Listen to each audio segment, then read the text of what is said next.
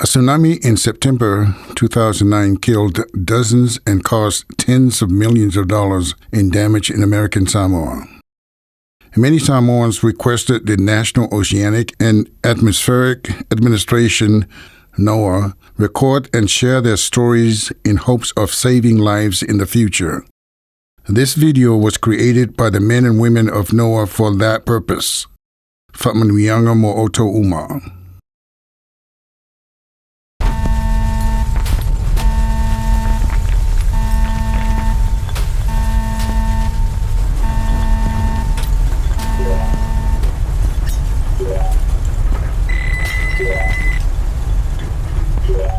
Come Russia, my weird. Man, this is a big one. Let me call PTWC. That morning, I was inside the classroom preparing for my class, and then it started shaking. I felt this vibrating or shaking, so when it went strong, I asked my mom and my sister to run out the house with me. Whapena ona whaatunu ina mātou ele mātou suipule ina ia mātou waweo ese ma le whale a ongo. Sa mātou tūtui whawhalau e sa o aulani sa taula la pūlau e in mahanosio in mawhui tu sau ua pewalu o vaia o isi tameti au pewalu lunga sa ulalo in mawhui e dea o pito lunga le whale iau mutua Minoi ale le pitorunga fali to pa ume dalo. It started to shake stronger. That is the warning to you to start run to the high place. And then right before it stops, and I started asking our teachers to have the students form up line and start walking. This is the National Weather Service. Yeah, PTWC, this is Pao Pao. This is Akapo. We just felt a very strong earthquake here. It went on, the duration probably about two minutes. This weird feeling I have looking at the ocean, it's all bubbling. So I told her that it's going to be, there's a tsunami coming after it. And then she asked me what would it be best to do. So I said, I'm going to ring the bell. We had an amount of 100+ kids reporting to school that morning. Ringing the bell, I could see them come running. Mātou tele I sawa ni wali pena. Na mātou tama mo e ofo I alo mawhanau na iai lalo mātou wawa ina. Na mātou tama mo e umalawa ina ia. Te atule be sami ma mātou. It took us less than 10 minutes to cross going up to the hill. Okay. 8.0. We got an 8.0? Yeah, 8.0 time, 6:48 a.m. Oh, where's that? Distance 120 miles south of up here. 120 miles south of Samoa? Yes. So that means it will be what? We'll be here in less than 15 minutes? Less than 15 minutes. Oh, well, I think we better issue a verbal warning. We won't have time to wait for PTWC. O ese rola ufangau kasi mea ngaula longa wa nga mea sa whaapapula mai le ofisa o le noa ofisa lava le o le waaikau a whaalongoinga loa se lulu makau kia ia vave loa o ngā whais konfiki vave loa o ngā suru aku me ola ili kangaka ia o lea sa o la longa loa sa o mawhawhawinga le longo a pe sa le mamawhakele e kia. So I'm going to call Homeland Security right now.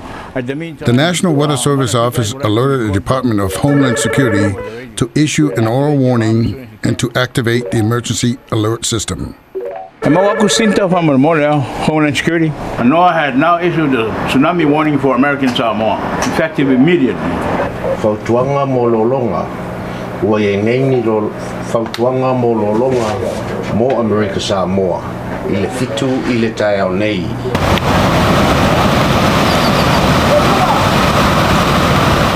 It's a wave.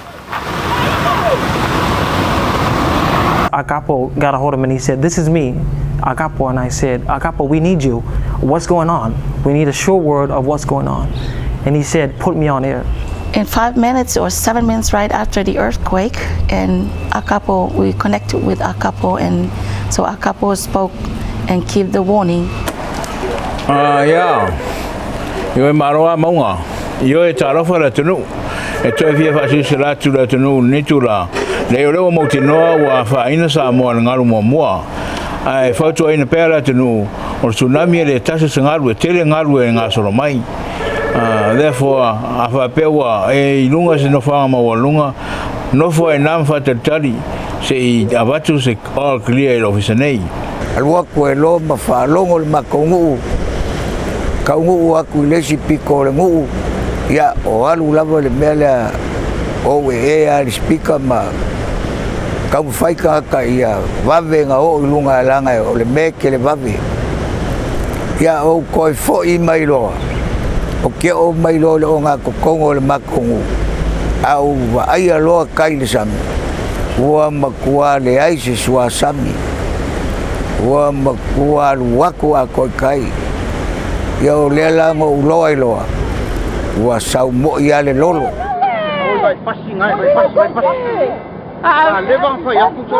I saw the water splash over the sewing shop in front of the ocean, so I shouted the water is coming. So I shouted to go up higher, and the only building I know was our second floor here. Na matro falongo ina matro ina mulmuliat.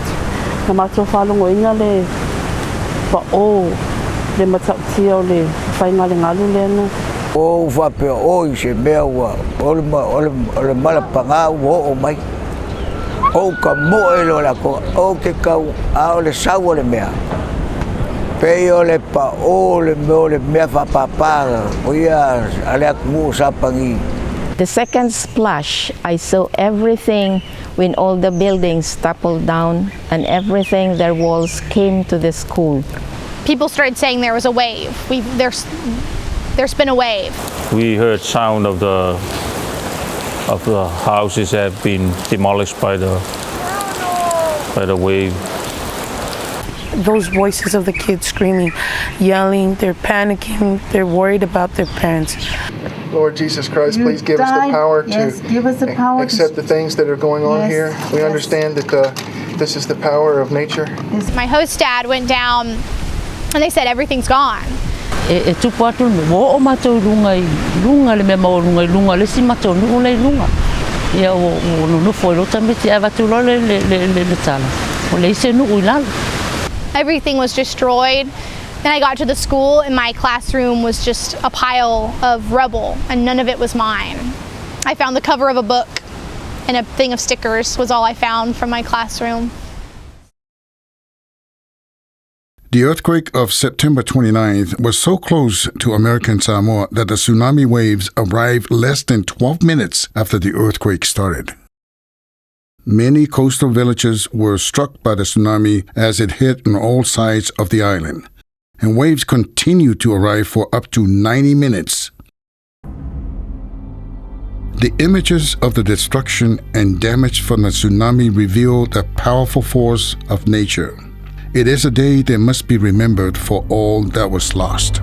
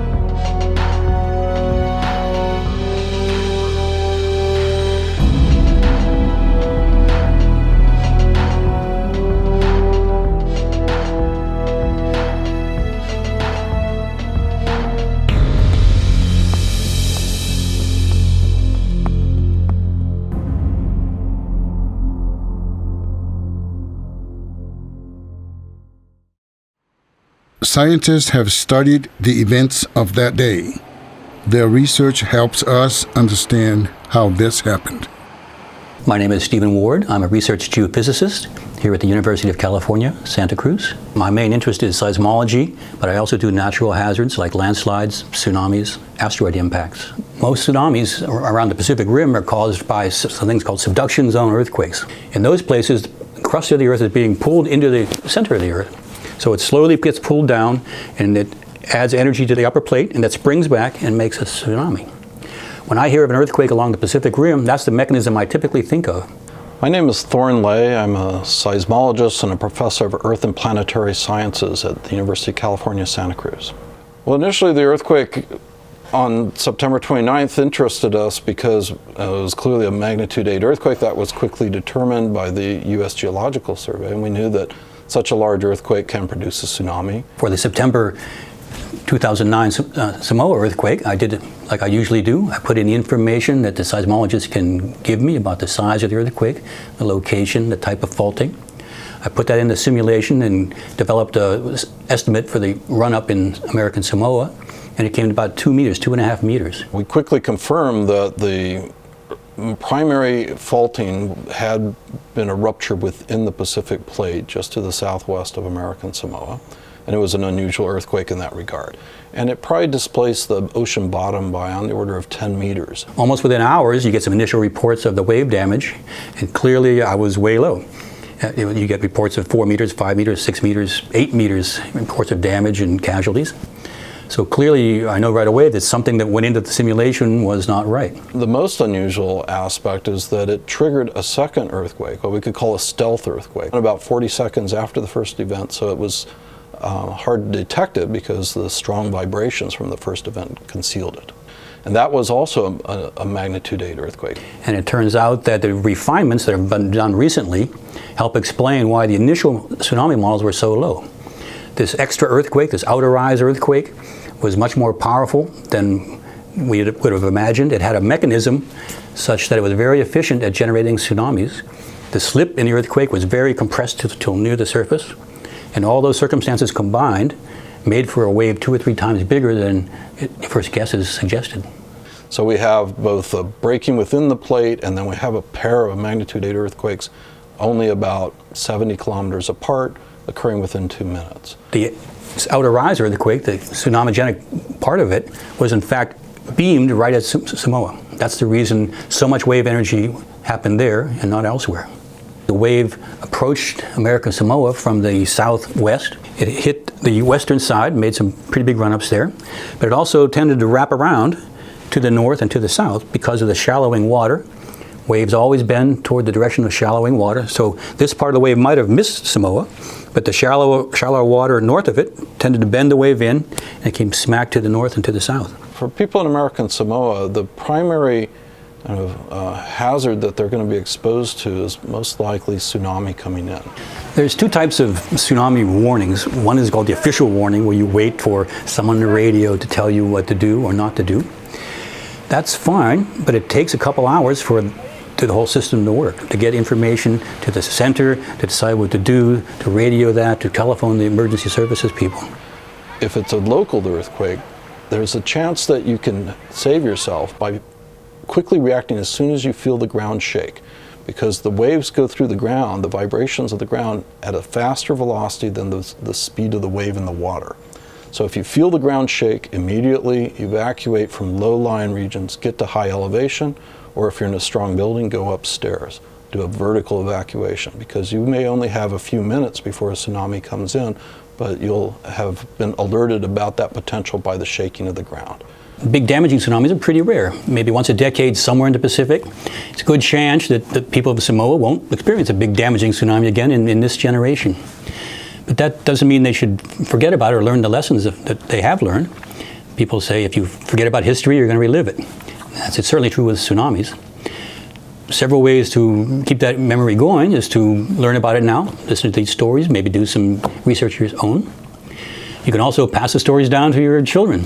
They may not ever see a tsunami, but you could say, you know, when I was your age, I saw a wave come up to this part of the beach and knock off so many houses. And they'll remember that type of thing and what to do under certain circumstances. you'd be surprised what a little story will carry with your children.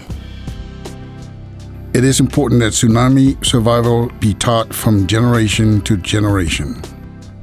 These lessons include: there is frequently not enough time for official warning. If you feel a strong earthquake, that is your warning. Or if you see the ocean recede, bubble, or act strangely, take immediate action to save yourself. Do not wait to be told what to do. Evacuate to high ground as quickly as you can. You may have only minutes to act. Remember, a tsunami is a series of waves, sometimes hours apart. So stay on high ground until you receive an official all-clear message from government sources. While the events of September 29, 2009 will be remembered for a long time, it is also important to not live in fear of the ocean. These are the same waters that have provided for generations of Samoans. It is where your children and their children will play and grow up and fish. But we must educate them about what may happen in their lifetime or their children's lifetime. And they must pass this information on. By doing so, we can help save the lives of Samoans yet to be born.